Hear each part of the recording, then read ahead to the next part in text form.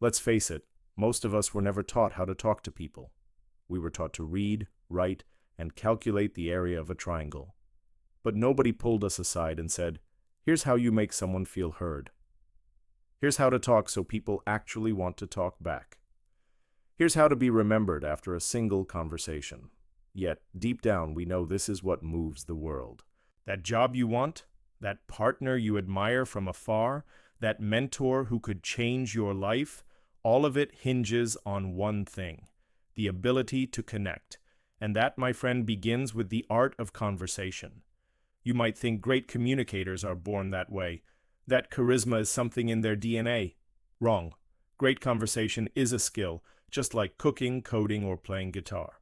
And if you've ever felt awkward, tongue-tied, or unsure of what to say next, that's not a flaw, that's a starting point.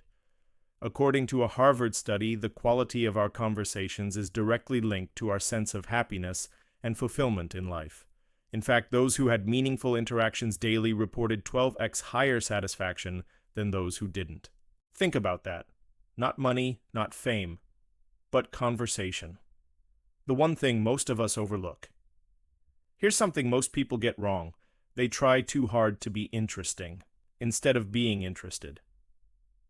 Real connection doesn't come from having the most fascinating stories. It comes from asking great questions and actually listening to the answers. Want to be magnetic in any room? Try this. 1. Ask open-ended questions. What's been keeping you excited lately? How did you get started in that field? What was that like for you? 2. React with emotion. Show them you're not just hearing, you're feeling with them. 3. Make it safe to go deep. Don't rush to give advice. Don't judge. Just be present. In the words of Dale Carnegie, you can make more friends in 2 months by becoming interested in other people than you can in 2 years by trying to get other people interested in you. Curiosity wins. Most people fear silence. They think a pause means failure, but master communicators use silence like punctuation to create impact. Here's a secret. People reveal the most in the gaps.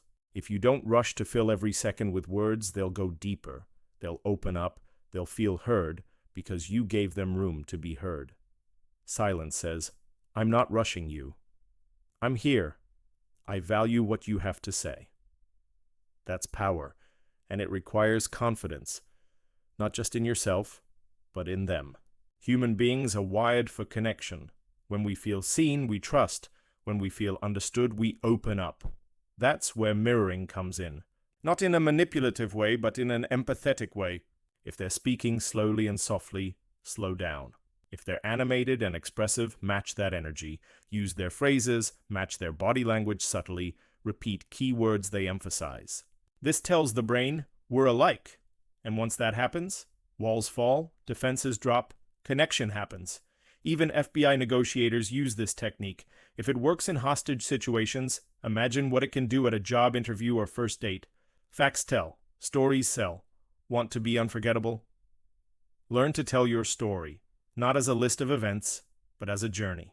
Not, I studied engineering, but when I was a kid, I used to take apart my dad's radio just to figure out how it worked. That curiosity never left. Don't just say, I worked at a nonprofit. Say, I remember this one boy who walked in barefoot. We gave him shoes. A week later, he came back with 4 more kids. People don't remember resumes. They remember moments. Stories connect us. They bypass logic and go straight to the heart. Great conversations don't just start well. They end well. Know when to leave on a high note. Don't drag it out. Don't overstay your welcome. You can say, I really enjoyed this. Let's continue it another time. Hey, I've got to run, but this was awesome. Thanks for sharing that. It makes you memorable, and it leaves them wanting more. Remember, endings shape memory. Make your last moment count. Want to instantly disarm someone? Give a genuine compliment. But not about their looks or style. Go deeper. Say something like, I noticed the way you handled that situation. That was really thoughtful. You ask great questions. It makes this conversation feel so natural. I admire how passionate you are about your work. It's contagious. These are compliments that stick. They go beyond the surface and make people feel seen. When someone feels seen, they'll never forget how you made them feel. We live in a world drowning in noise, posts, DMs, notifications, 15-second videos, but beneath all that noise, people are starving for connection. They want to be heard. They want to be understood. They want to feel something. And the greatest gift you can give is your attention, your curiosity, your silence, your story, your presence. No filters, no scripts, just you, fully engaged. So here's your challenge. This week, have one conversation that goes deeper than usual. Not just, how are you? But, what's been on your mind lately? Not, nice to meet you. But, what's something most people don't know about you? Practice the art. Watch how people light up. Watch how strangers feel like old friends. Because in the end, success, relationships, influence, even love, it all comes back to connection. And conversation is the key. You're one powerful question away from unlocking a connection that could change your life. Use it.